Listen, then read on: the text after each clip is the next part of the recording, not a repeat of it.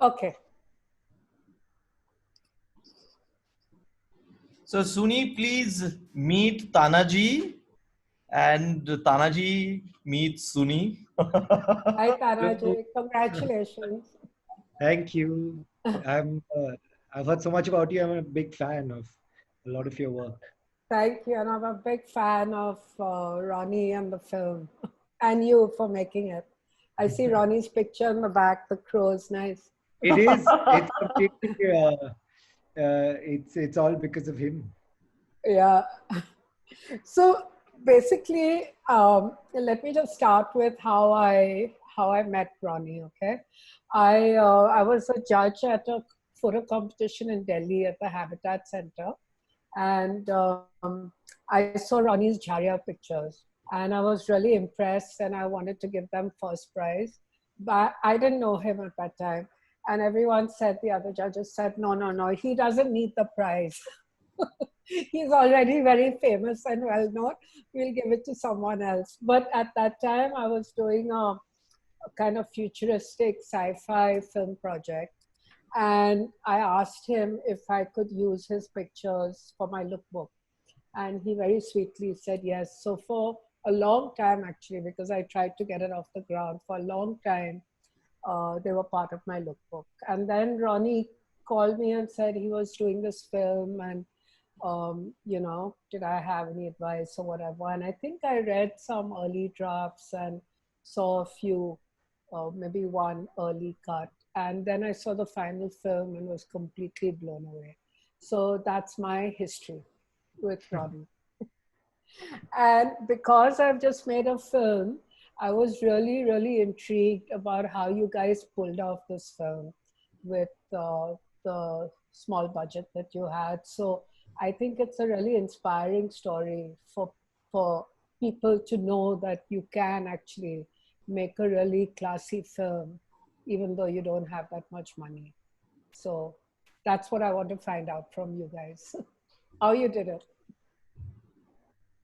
Tana, I mean that this is one of the reasons that I really wanted Tana to be in this chat, because he's the Yeah, guy who put everything together, and he along with Kanti were the first people who kind of really put everything together, and they said that okay, we can make a film. I had no confidence or any idea of making a film, but it's entirely because of people like Tanaji, that the film happened. So he was the one who kind of saw it all through from the very beginning. So uh, I think Tana has a lot to say. okay, Thank so you. Thank you. let's start with how Tanaji you got the money together, and then we'll go on to the shoot. Is that a Yeah. good plan? So Yeah, I mean, again, very to absolutely begin with, even my kind of I'm a huge fan of Ronnie's photography work, of course, and actually, it's the same ones. The Jharia photos are the ones that kind of really made a mark on me. yeah, And of course, we are both from Calcutta, so which eventually turns out like a village. So we had a ton of common friends, and right, and I'm it's now very hazy where I first met him and stuff like that, but I was very right, much aware of his work and I yeah, really, really loved it. So it kind of happened in different ways. So basically, Kanti, who Ronnie mentioned, so Kanti and I had a theater company called Tin Can more than a decade ago in Calcutta. We were from the same school, etc. So we were like kind of long time collaborators. And then he went to London and he was at the Royal College of Art and stuff like that. And then when he came back to India, we started talking again along with this other guy called Theo. Um, and they wanted to kind of make a film, start a company, and they were talking to me about it. And I think we spent several months talking about like just different things. I mean, we didn't have we were trying to find a clear kind of idea for the company or anything to make, etc. And out of the three of us, I was kind of like the experienced film guy. I mean, just between the three of us, they didn't. Theo had never made a film before, and Kanti had only, I think, acted in films, in one or two films. So I mean, so I kind of suggested that I think we should start with a small film that we would like to do and would believe in, rather than get into like a big company mode, straight from the get go. Just for them to also get a taste of what producing is like, etc. Whether it's something uh, which works or not, or whatever. So I mean, so we kind of decided on, okay, let's look at one film that we can make. Now, around that same time, Ronnie was doing these kind of video experiments with two of the actors who are in the film, Tanmay Dhanania and Sumit Thakur. Tanmay, who plays Bang, and Sumit plays Ronnie in the film. Um, and I think it was at some kind of a party in Calcutta that we were all there, and Kanti sort of mentioned to me, saying that Ronnie's been doing some uh, video stuff, and it looks amazing. Let's see it. And I remember the party was somewhere in South Calcutta, and Ronnie lives far away. He lives in Salt Lake, and he left on his bike to get the footage, and we waited for him at the party. And then he came back with the footage to the same party, and we went to the terrace and we saw it, and we were quite blown away by like just the quality of footage. I mean, it was there was no like story or anything like that, but it looked breathtaking, and so it kind of we started talking, and you having known Ronnie and talking to Ronnie, you'll know that even verbally, he's an amazing storyteller. Like, he's full of stories, and he really has a knack of, or a way of saying them, which really engages you. So immediately he was full of like stories from his own experiences that were all very exciting. So that kind of set the ball rolling, and so the idea was for him to compile those stories and see if we can find a film there. That's how we started. And how did you raise the money?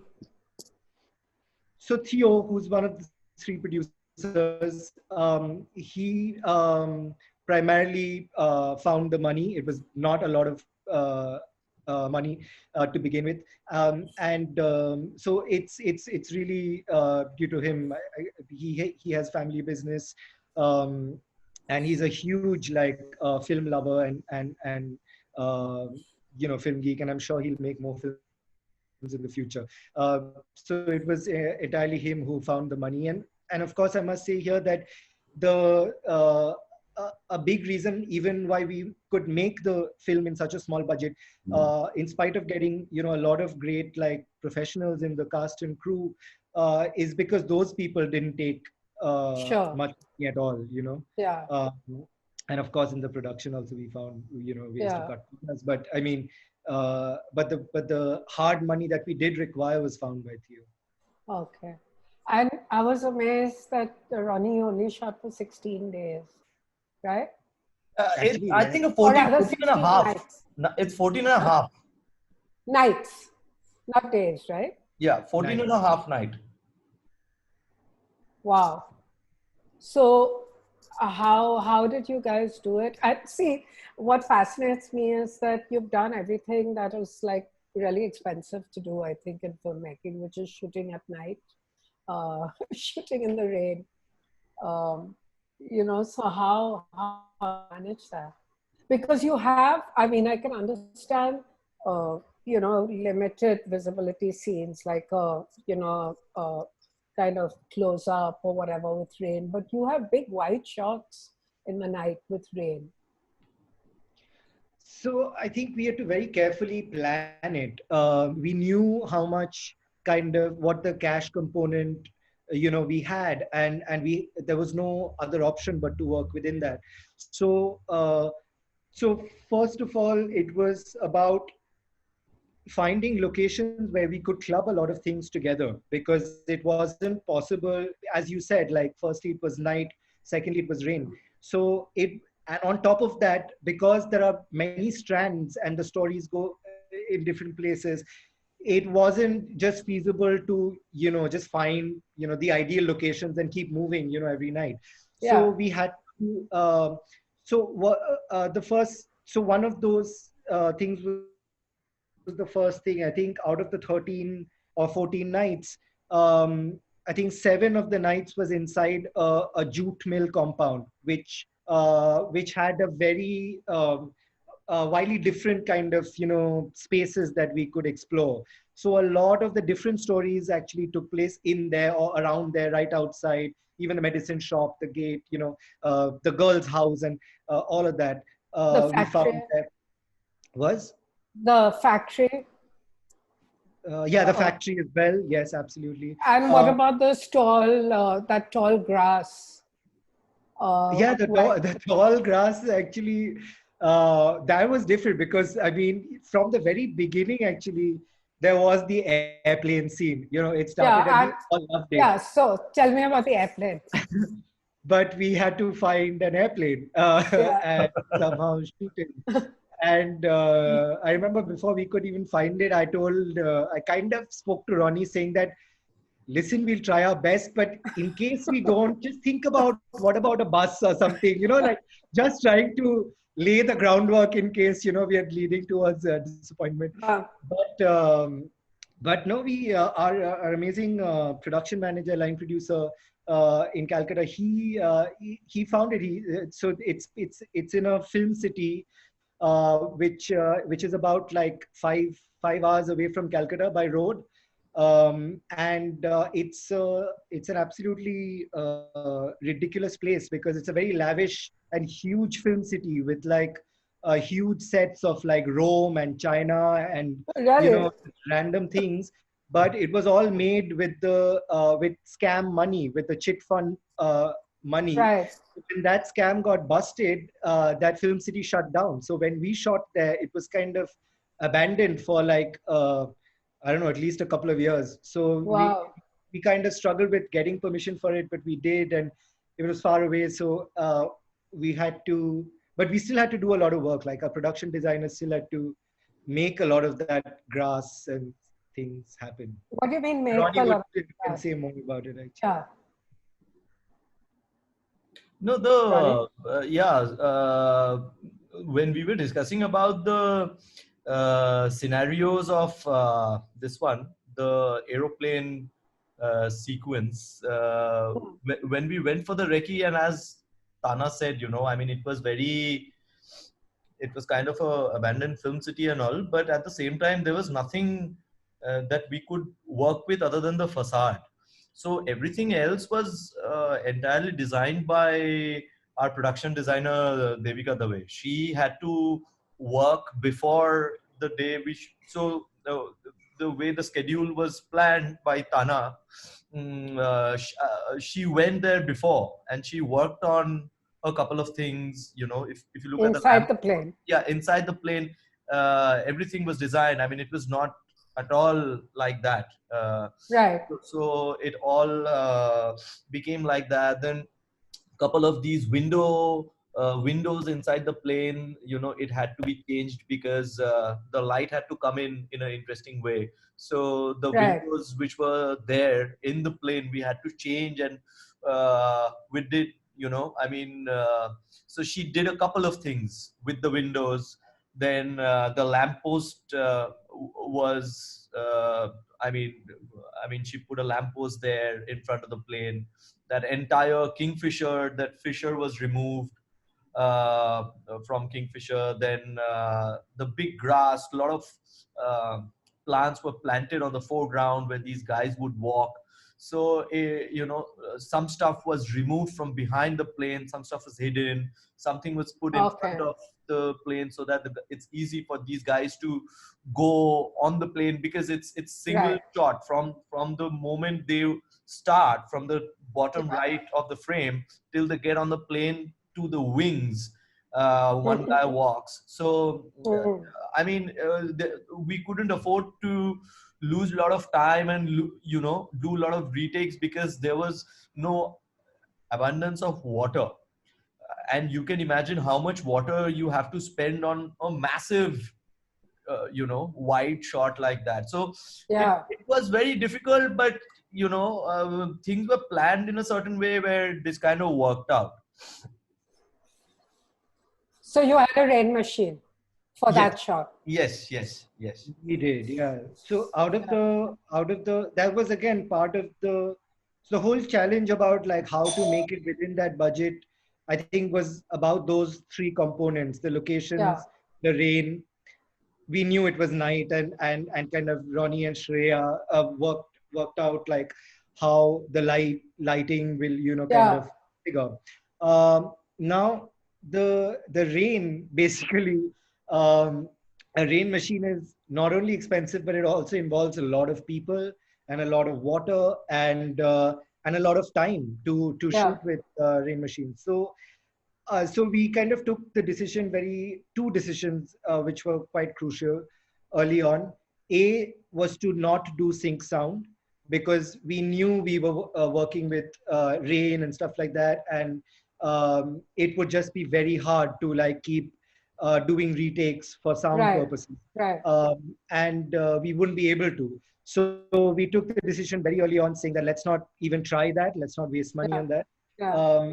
And the second thing was that let's break up the schedule in a way where we can sort of club the wide shots and the main money range shots together. So I think out of the 13 nights, we had the rain machine for 4 nights, maybe 5. Um, and the rest of the time, we kind of made a small DIY rain machine, which was basically like on a cycle cart. We had like 2 drums of water, and we had a 1 horsepower pump and with a pipe, and then we had like a bunch of different kind of like shower heads, which would Uh-huh. have different throws of Yeah. water.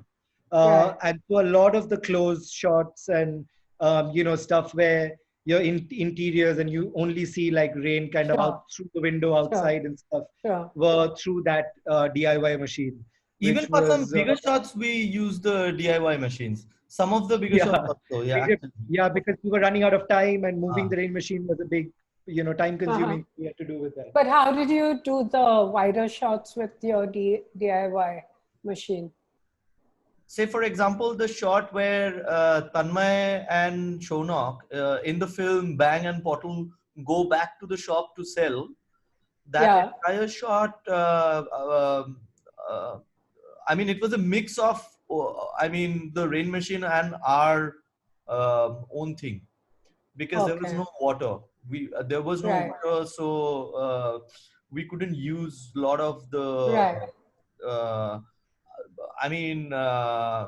Also the fact that Tana and Devika, they had tested, and all of us had like tested, as he was saying, a lot of these nozzles, basically, which had different kinds of rain. So now we are more or less kind of rain experts. If you hire us to make, if you don't have the budget and you want us to get on board to advise that, Yeah. how can you make it work in 10,000 rupees, we'll come out with solutions. That's a very good niche No, to be because in. because we had a lot of these nozzles, and they were all, Yeah. say, if a nozzle was round, then it was hammered to make it kind of flatter, so that the force is different and so on. Right. There were holes in the nozzles, and Right. they were made in a way where the forces are different, the directions are different, the water is thinner Right. on some the water is kind of thicker, the drops. So there were a lot of variety that we had actually. Some were And which plastic, some season were. did you? Sorry? Sorry, which season did you shoot in? Which Winters. season did you shoot in? Which It was month? end of winter, February. So it was February. winter. I mean, Just before after winter. Was it ever consideration to shoot actually in the monsoons? Ronnie, I Or don't think that so. would have No, been not really, because we knew it's not going to happen only because of the reason that we were shooting on a mini Alexa. And to expose that on rain, is a difficult kind of proposition for studios who rent out equipment in Calcutta. You know, nobody would want their equipment to be exposed in rain Yeah. and stuff. And also, it becomes difficult for the crew to work. Yeah. If it's a smaller crew, then Yeah. it's slightly easier. And if you're shooting with a DSLR, it's slightly easier. But with Yeah. complicated lighting, and it's not easy even for that plane shot. It was quite a complex lighting to light the plane and only the foreground and some kind of fill light Yeah. characters and nothing at the back. So we really had to work on a couple of things. So in the rain, there's no question that this can be in Sure. place. You know, they will all Sure. go Sure. bust. So Yeah. I don't think we ever planned for a situation where we would shoot in real Right. rain. Yeah, and Right. also I think one of the most important things to make a low budget thing work is to have like as much control as possible. Like Right. actually have very little room for sort of extraneous things. Yeah. And the other big reason is that we it was an all night film, so in winter Yes. we had longer nights. Right. That was a big Right. plus to do Right. it. Right. Right. So yeah, that brings me to the lighting. And how large was your crew? Uh, it was quite big, you know. It was not a small crew, to be honest. On Yeah. an average, we had more than 100 people on the set every day, Okay. you know. And on the Yeah. rain machine days, it was even more. Right. But Right. on an average, we never had less than 100 people on the set. Right. Not on on any day. Yeah. Because the light So bars the, were only like 15, 16. sorry. I mean, the light boys themselves were like 15, 16 light boys. Yeah. Yeah. Yeah. You know, there were like at least Yeah. 20 production boys. Yeah. So the light and the production boys and, you know, a couple of other guys makes it like 50. And then, you know, there's a whole, Devika had other assistants. There was the camera team. So it was a Yeah. proper crew. Right. Right. So the cinematography is just to die for. It's really, really beautiful. So can you tell me a little bit about how you worked with Shreya on that? I mean, Because it's very evocative. It reminds me a lot of your black and white stills. So how did you and Shreya work it out together? the thing is, when I went to Shreya's house many years back in Bombay, she had the same books I used to love. You know, there were books of Okay. Trent Park and Michael Ackerman and Antoine and all of these photographers who I used to like. And when I saw these books, then, you know, the conversation began. And she's also, we were introduced because we had a common friend called Tian, who is a great French photographer. So I mean, there was a lot of stuff that she liked and I also liked, and that became, you know, a common place for conversations to happen and all of that. So when this Right. uh, decision of making a film, this happened, I immediately started thinking about a DOP who understands black and white, because I wanted to make a black and white film. There was no Right. vision of making a color film. So the Right. moment you think about a cinematographer in India who can shoot black and white, it's difficult for any director to suddenly find someone who knows black and white. You know, you would understand how different it is to shoot color and shoot black and white. It's entirely different. So then I started thinking about Shreya, because, you know, she had similar taste. And so I reached out to her and I asked her that, you know, I'm trying to make a film, will you shoot it? And Uh-huh. she agreed. She was in a meeting Hmm. somewhere and she said, yes, I'll do it, can I call you back? Uh. so that happened. And then after that, she called and we had a longer chat and I shared the script and all of that. But she did a fantastic job, and she's great with lighting, you know. Yeah. She's great with lighting. She's great with actors. I mean, the way she deals with actors is she made my job slightly better in some situations. Another thing which I learned from her was how to behave with actors on the floor. Uh, and she has this incredible amount of compassion for people she's shooting. She gets very close, and that can also become annoying at some point. But the thing is, it's great. I mean, what I'm trying to say is, I got a thing saying this meeting has been upgraded by the host oh, and really? now includes unlimited minutes. Yeah, it was the same message I was talking to him about earlier. Okay. Okay, that's good. I hope it can keep recording. I'm just, Yeah. yeah. So I will say then it's good. Then let's not disconnect. Yeah. So Okay. I'm saying that, say, I've never been to a film set before or a film school before. So the way I was at times working with the actors, and all of them are men, uh, I think what Shreya also did was she made a lot of these people comfortable. Uh, Yeah.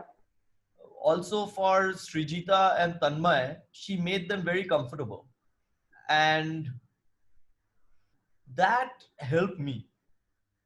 And this was something that I had not thought of. This is something that Mm-hmm. I discovered on the floor. That, okay, Yeah. this is a woman who is helping out the actors, encouraging them and caring for them, not only in Mm-hmm. the way she's shooting, but also giving them a lot of good positive vibes. And that really helped, and Yeah. that took Yeah. some sort of pressure off my back, because I was not always, I mean, I'm very intuitive about what I like and what I don't like, but I'm not very good with people. I'm working on it, but and I don't complete my sentences all the time. So what happens is people who really understand what I'm trying to say, they get what I'm trying to say, but a lot of people don't get it and they get confused. Right. Uh, I'm working on it, but Tanaji will probably understand what I'm saying. So that can get a little frustrating at some point. So she And kind how of did you work? understands that. How did you work with the actors? So Did you so work with them before the shoot, or? before the shoot, for a couple of months, we did these workshops, and these workshops kind of helped me and it helped them also, because I was very particular about the uh, the bodily movement and how a person is doing the drug and how Yeah. particular it is. Yeah. It's like you Yeah. use a musician in your film, but the Yeah. actor can't really play the instrument. It's like that. Right. For you, Yeah. it will be, making a film with dancers who don't know how to dance. You can't do that. Right. It's the Yeah. same with the junkies. If they don't know how to Yeah. make a pipe or to polish a foil and all of that, then it Yeah. becomes a problem. So that training took some time, and it's also a Yeah. complicated drug, And Yeah. I've told this elsewhere also, that it's not like cocaine. You put it on the table and you sniff it. There's some kind of fine art involved. It has to be Right. made in a particular way. And if you Right. try making a pipe with aluminum foil for the first time, you won't be able to make it. You have Right. to make a pipe for at least 1,000 times to be Right. able to make it perfectly, because it's been Yeah. recorded on camera. Right. Right. And I was also Right. very particular about the fact that these guys don't have to use for the camera. They will use because they are junkies, and they will use because they want to, and they do it all the time.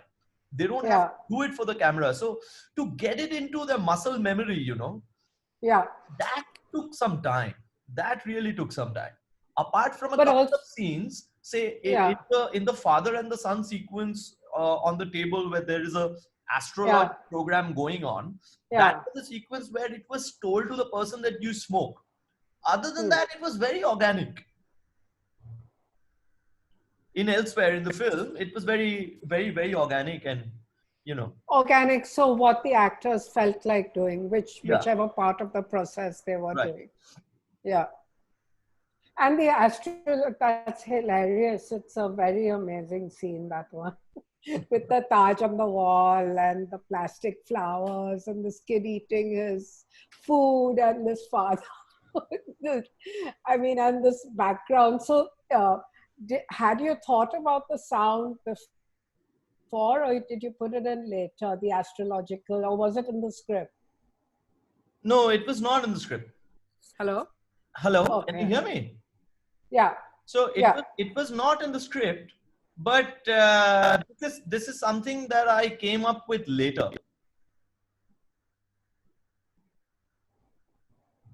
And you had heard this program, or you had someone record it, or what? It is a program, It the is astrological. it is a program, and see, I mean, the film also is about the degeneration of Bengal. If you know what I mean, what Bengal used to be and what it is Mhm. today, there is a massive difference. So this is a program which runs on the biggest news channel of Calcutta during prime time at 10 Really? p.m. or 11 p.m. This is what goes on, you know, say for example, an astrology program is going on at 10 p.m. at night on BBC. It's like that. That's the kind of degeneration I'm talking about. So, Yeah. and this is the biggest news channel in Calcutta, by the way. And millions of people Huh. know this voice, who this person is. You Okay. know, so and they'll instantly they'll recognize with this, you know. So my idea was also to bring this, you know, overall cultural degeneration and everything, and keep it in the periphery at some level Yeah. in the film, so that these are noticed. So when Deshika's in the bathroom Uh-huh. and the sound goes from real sound to this constructed sound and then to no sound, you know, when the water's overflowing in the bucket, then his father comes and beats him and stuff. It's really a very effective scene, especially because of the sound or no sound. So is that something you had constructed or thought about before the shoot, or that came afterwards in the edit? It was written on the script, uh, I think 30% better than what it is on the screen, to be honest. Really? Yeah, Yeah. yeah, yeah. Okay. I mean, It's it was all cut with sound on the script. right. Meaning? But I mean, so the whole intention was that this guy is switching on the water so that the noise of the foil, Yeah. his father shouldn't hear that noise. Right. So the entire scene was written like that. I mean, Saurabh did a great job. I mean, if I say it was written 30% better in the script, he'll be thinking that, you know, he didn't do a great job. It's not that. Yeah. That's not what I mean. What I mean Yeah. is, it was written like that. That entire Okay. scene was written in a way where from his every step was written on the script. Where Yeah. No, but this time, is not what I'm talking about. Yeah, in reality, he's turning on the water so his father can't hear. But in the film, the uh-huh. sound is not of the water running. It's a No, different sound. You it stops later when he That's what I'm talking yeah, about. yeah, yeah, yeah. That's what That I'm was also talking written. about. Yeah, that was also written. Oh, That was okay. also written. So I mean, Yeah. there a point comes when the water stops and, you know, he thinks that his father's going to, because that's his paranoia, that Yeah. his father's going to come and find him and, you know, beat him up and all of that. Yeah.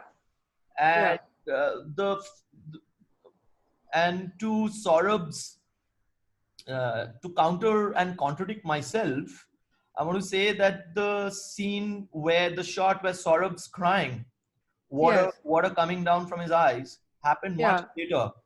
We shot the entire scene.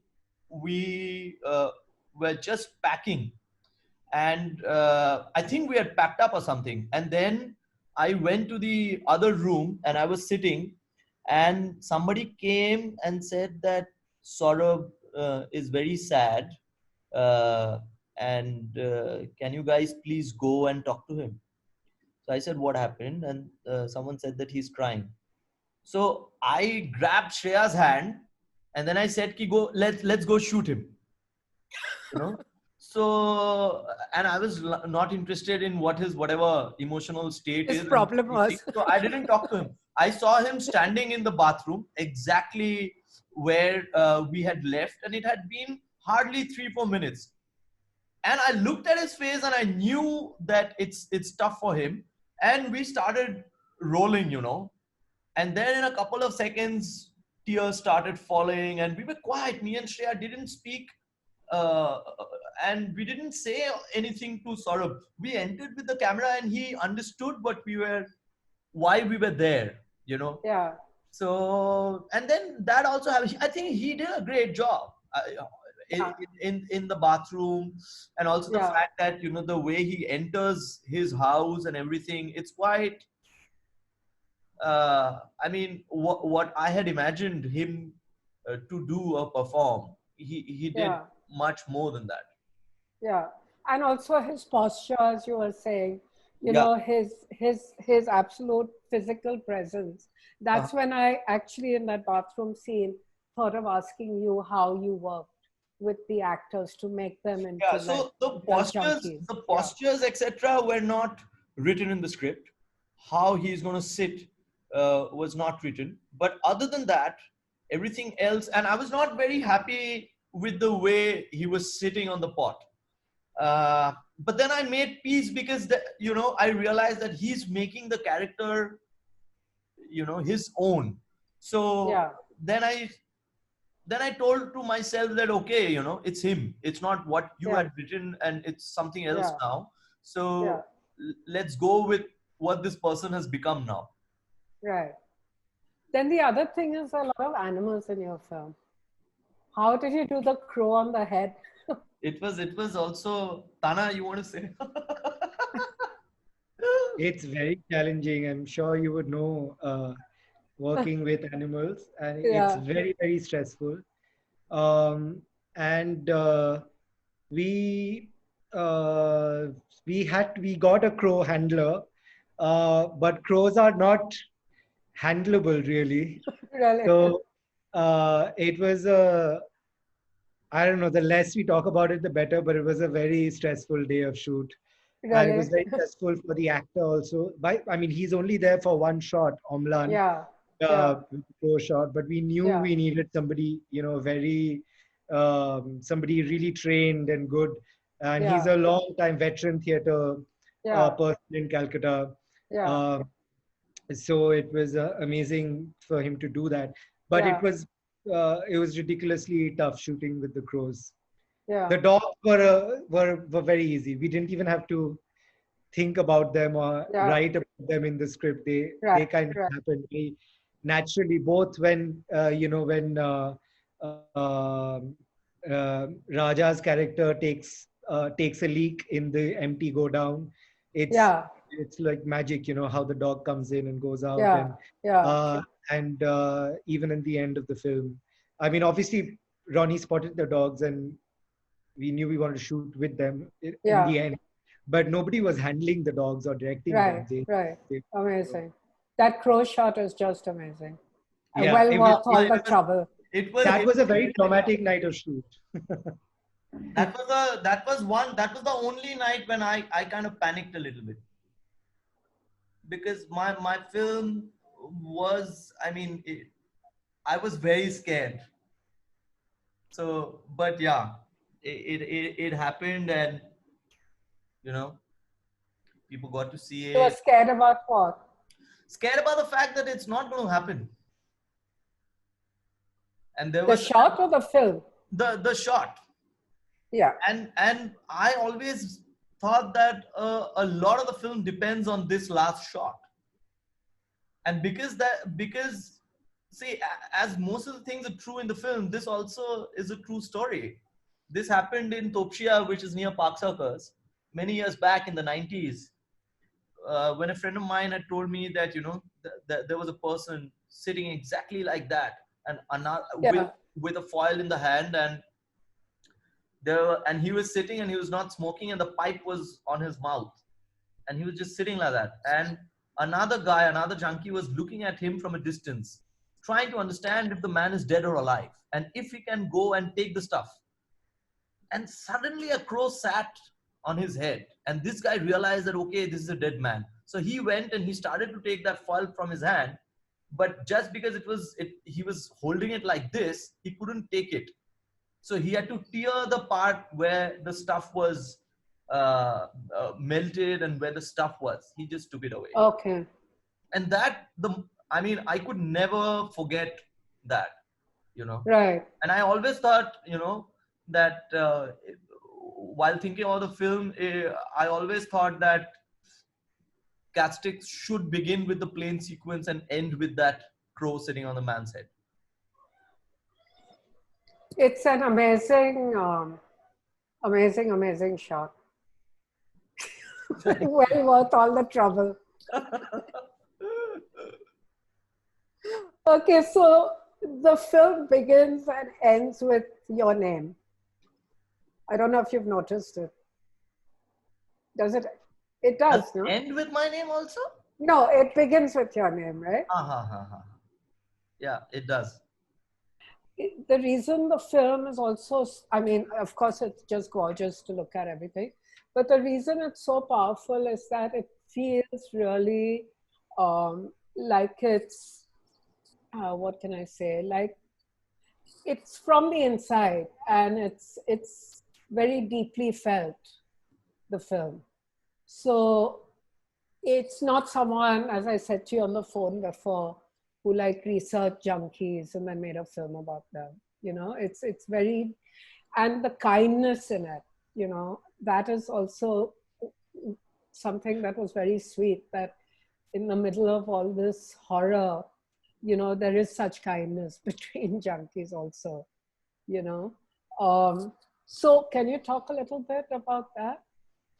I think, Suni, about the world. Yeah, I mean, first of all, thank you very much for saying that, because I mean, it's you who is saying that, which makes all the difference, because I have been a big fan of your work, where I've always seen, be it your photography work or your films, where I see great compassion for the characters, and that is more important for me than anything else, you know, in a film.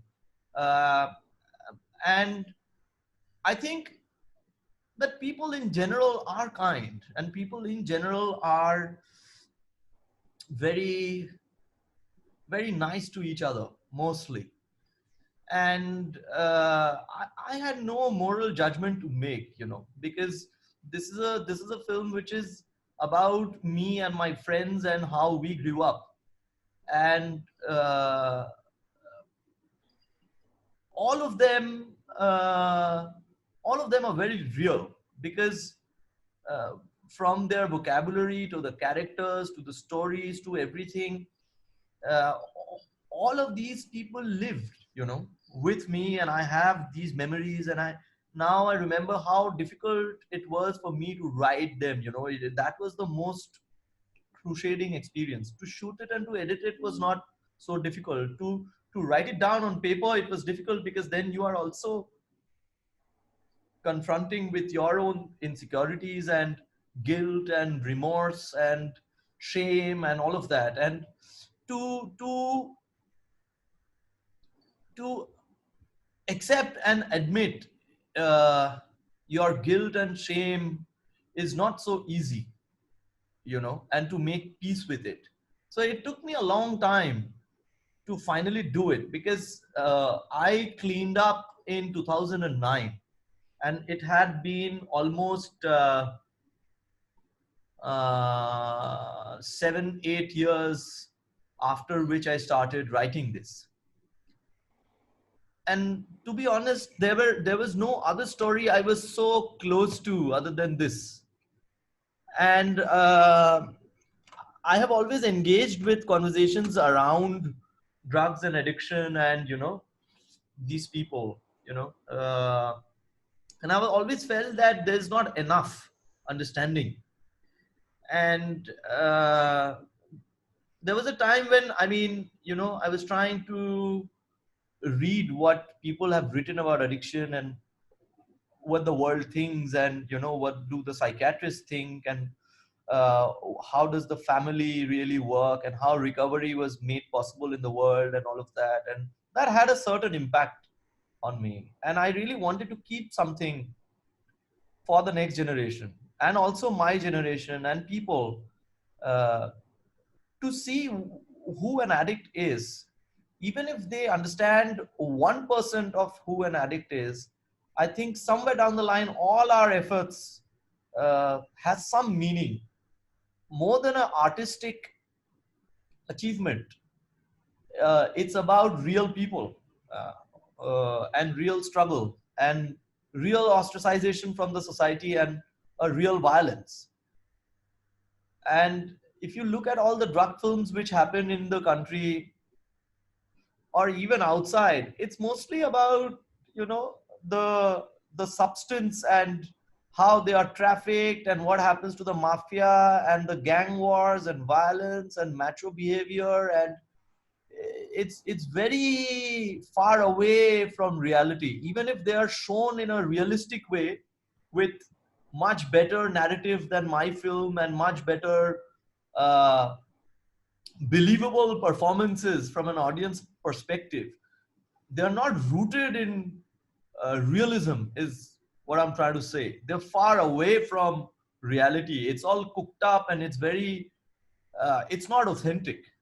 So Right. my desire was to keep a historical record, not like a ethnographer, but in the way memory functions, in the Mhm. way I could remember and recall my friends, and that is Yeah. paramount for me, you know. Yeah. And you will understand, like, you have been a photographer, so it's uh, I'm not comparing, but I'm saying that, you know, these are similar spaces from which Nan Golden started the Ballad of Sexual Dependency. I couldn't have done that because I was in recovery, and Mhm. a lot of my friends were dead, so I couldn't go back and photograph them. So film was Right. the only medium, you know, to make Right. sense of everything that we had loved and lost. Right.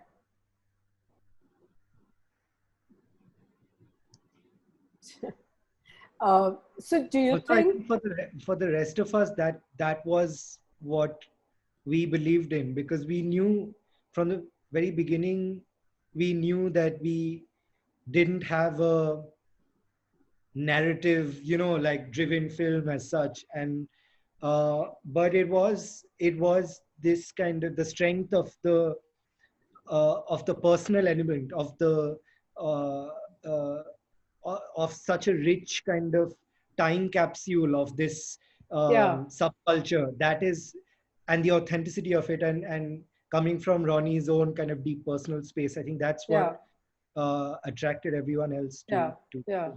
And that's what makes the film, yeah. actually. Yeah. And that needle dance, was it choreographed? It It's was, almost like a dance. it was choreographed by Tanmay, and this happened to a friend of mine in Calcutta. And when we were doing the scene, I remember we wanted a compounder to come on the set and help the actors deal with the injections and all of that. So somehow the compounder didn't really show up, and I called this friend of mine who had mentioned that it's difficult for people who do mainlining. They don't find their veins. So he once mentioned to me that, I was naked on a place with a friend of mine, trying to find veins on each other's bodies, and we were moving in a way, and there was a small crowd which was gathered in the middle of the night thinking that we are dancing. And that told me instantly that it's a fascinating scene if done properly. Yeah. So I called Yeah. my friend, and he came, he spoke to Tanmay and Shonok, and but I never imagined in my wildest dreams that Tanmay and Shonok will do this. Yeah. The way they performed, this is not Yeah. something that I had imagined. Right. Um they really did a fantastic job. You will not Yeah. believe, I never told Shonok to take his clothes off. Yeah. So this was never told to him. Yeah. What happened was really magical. Yeah. Nobody on the set was talking. It was pin drop silence. Before the shoot, all of us, me, Tana, everybody, all of us were picking up small pieces of glass from the place these guys were about to perform, just below the light. Right.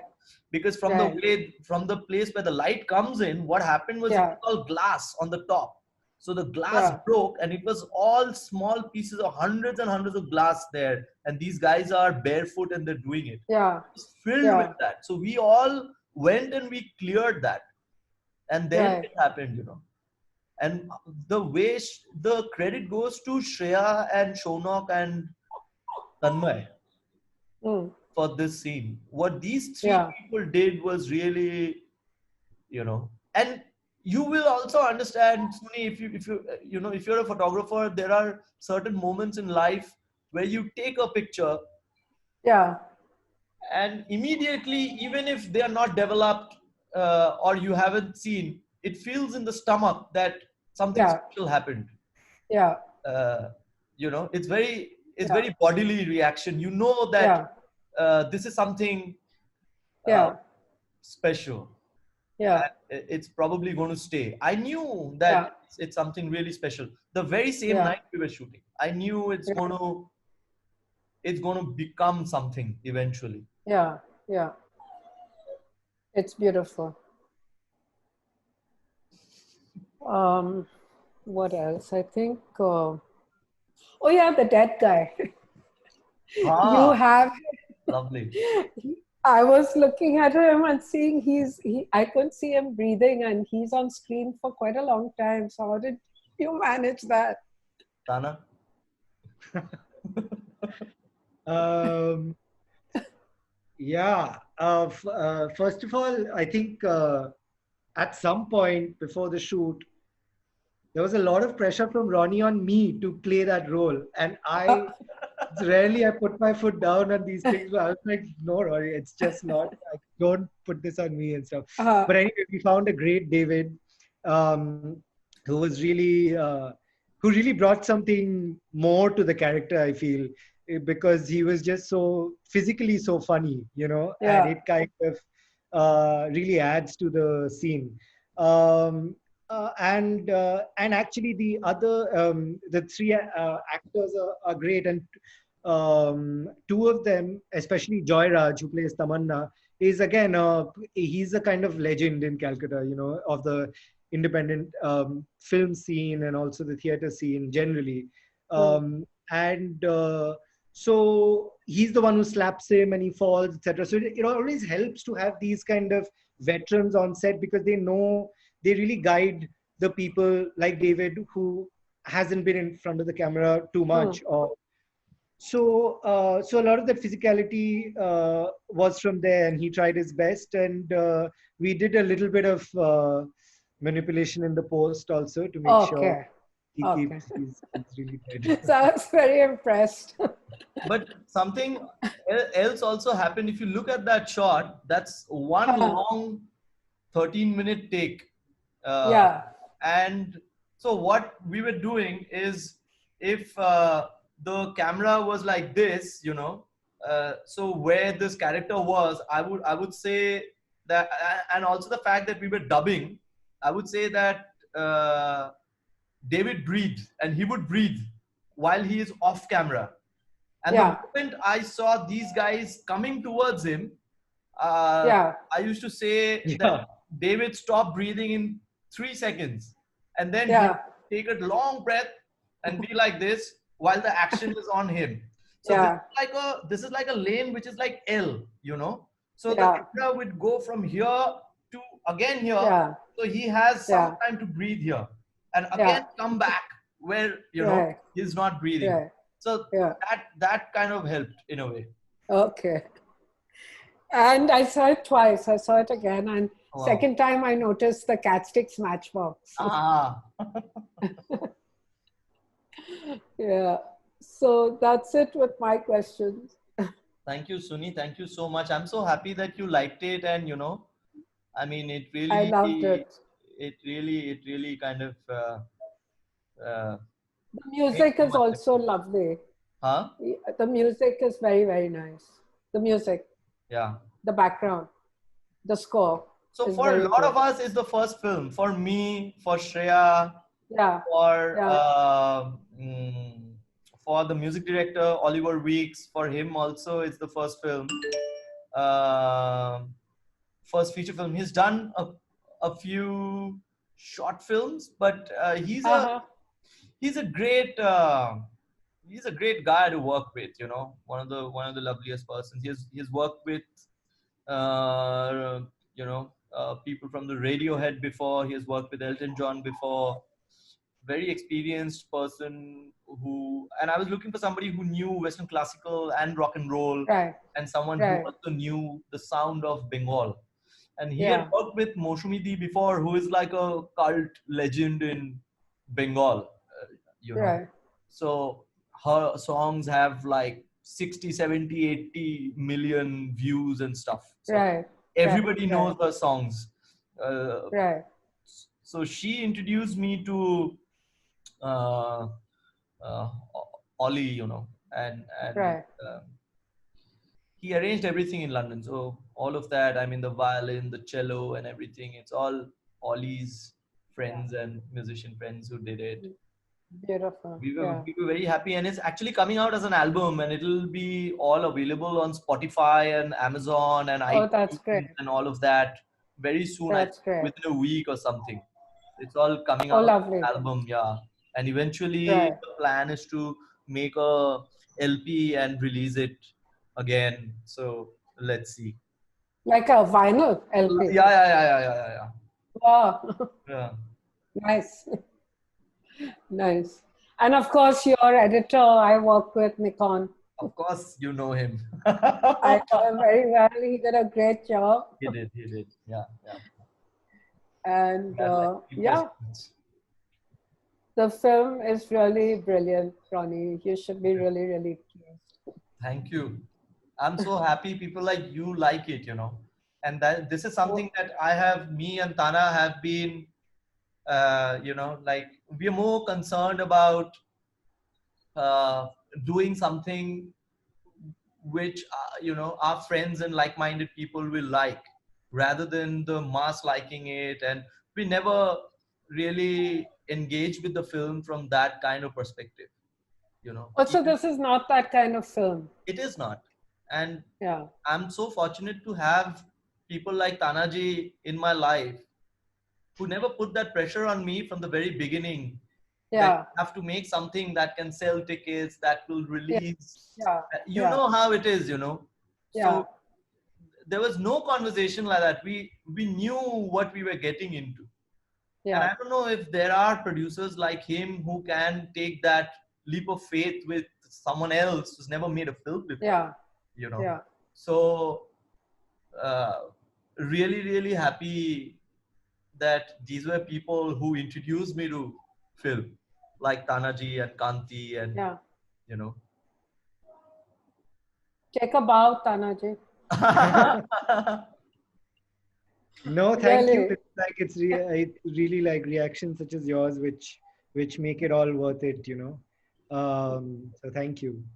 No, what reaction such as mine, the greatest reward is the film itself. And it's a fantastic film that I'm sure you're all very proud of or should be very proud Very much.